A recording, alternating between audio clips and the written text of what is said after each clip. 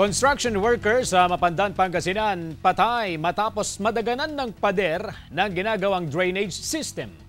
Narito ang report.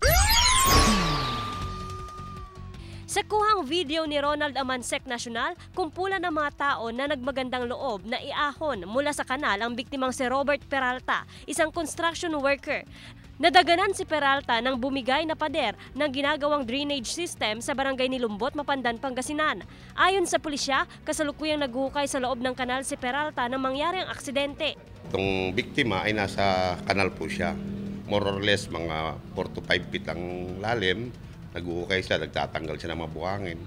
Tsaka yung other debris para daw umagos po yung tubig. Nagtagal ng halos 20 minuto bago tuluyang naiahon mula sa kanal si Peralta. Naitakbo pa raw sa pagamutan pero binawian din ng buhay. Residente umano sa barangay Matik-Matik, Santa Barbara si Peralta. Marami kami na ano dyan, tinatanggal namin, hindi namin siya. Natanggal yung simento, mabigat eh.